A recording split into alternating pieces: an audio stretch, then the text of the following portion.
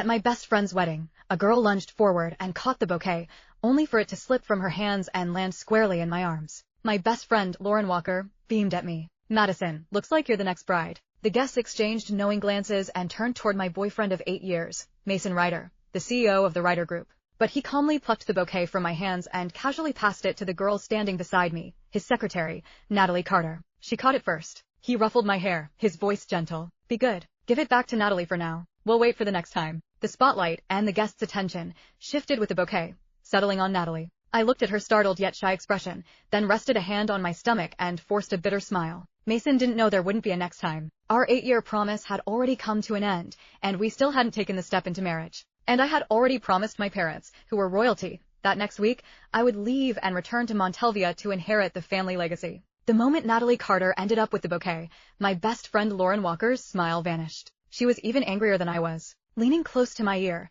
she whispered through gritted teeth that Natalie did it on purpose. "Before the wedding, I specifically told everyone the bouquet was meant for you." I gently interrupted her. "Lauren, today is your big day. Little things like this don't matter. But you've waited 8 years just to marry Mason," she said anxiously. "And now you're carrying his child. If you still don't have the wedding soon, it's okay." I turned my head calmly and looked toward Mason Ryder. Natalie, holding the bouquet, was sitting right beside him. The distance between them was far closer than what a secretary should reasonably keep. Most of the guests were friends who knew both Mason and me well. Their eyes drifted toward me, curious, sympathetic. Lauren grew even more upset and squeezed my hand tightly. "Madison, I looked into Natalie earlier. She's a calculating gold digger who specializes in seducing rich men. She's been trying to get close to your boyfriend for months. You need to be careful. Lauren, you're the most beautiful bride today. Don't worry about me." I squeezed her hand back and gave her a faint smile. "Besides, I'm not planning to marry Mason anymore. I haven't even told him I'm pregnant." My words were so shocking that Lauren's eyes widened as she stared at me in disbelief. After a long silence, she finally remembered that the wedding ceremony still had to continue. When the wedding ended, Lauren hugged me tightly. "Madison, if you need any help, just tell me. I support whatever decision you make." "What decision?" After she left, Mason walked toward me, calm as ever. "What were you two talking about just now?" Out of habit, he reached out and draped an arm over my shoulders. I shifted slightly to the side and avoided the gesture. "Nothing." He didn't seem to mind my reaction. With a soft laugh, he said, "Are you angry? Natalie caught that bouquet first, after all. She's a young girl, of course. She dreams about weddings. Catching the bouquet was just her way of borrowing a little luck. Didn't we agree we'd wait for the next time?" He leaned closer, stroking my hair as he patiently tried to soothe me. "Why care so much about Lauren's bouquet? When we get married, I'll prepare an even more beautiful one for you. You can have as many bouquets as you want." Silently, I curled my fingers into my palm and looked straight into his eyes. "Can we get married this month then? Lauren and I made a promise when we were kids. Whoever married first, the other would marry right after. We would be each other's bridesmaids and witness each other's happiness." The air seemed to freeze.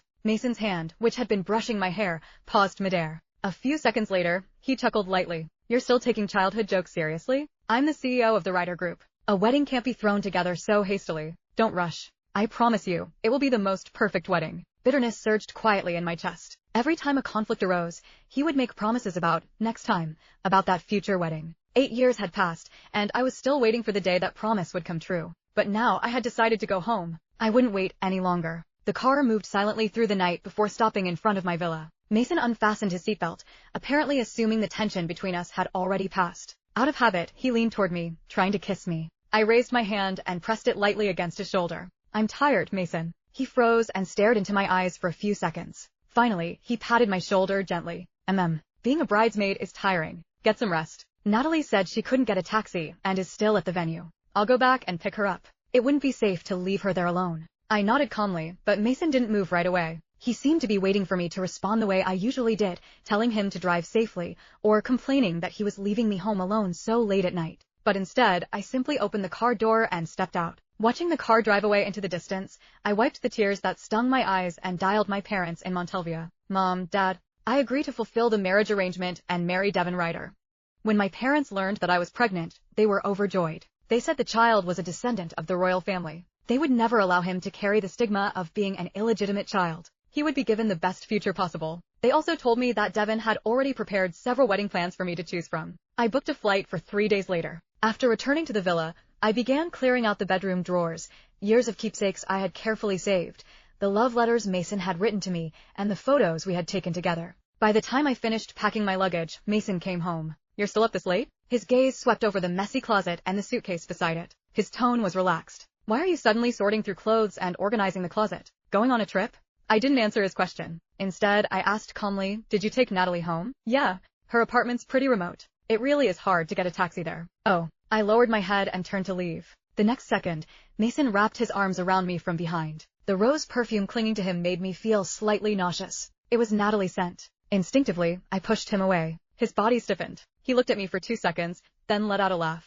You're still mad about the bouquet? Don't be so petty. He stood up, loosening his tie, his tone helpless, like he was coaxing a child. All right, I'll order you a bigger bouquet tomorrow. Let's wash up and get some sleep. I've got a meeting in the morning. With that, he headed toward the bathroom. I watched his back and said softly, I promised my parents I'd return to Montalvia to get married in a week. Mason's hand froze on the bathroom doorknob. When he turned back, his patience had clearly run out. His brows knit together in irritation. Madison, stop making trouble. I told you I'm the CEO. I can't just impulsively throw together a wedding without any planning. Marriage is something between the two of us. We can't rush into it just because of some promise you made with your best friend. Then, I took a deep breath, holding on to the last thread of hope. If I were pregnant, would you give me and the baby a home? His expression faltered for a moment. Then he lifted a hand and pressed his fingers to his temple. A wedding and having a child are both major life events. I want everything to happen according to plan. Madison, the writer group has many important projects right now. This is a critical stage in my career. Getting married at this moment would only distract me and disrupt all my plans. So don't use pregnancy as an excuse.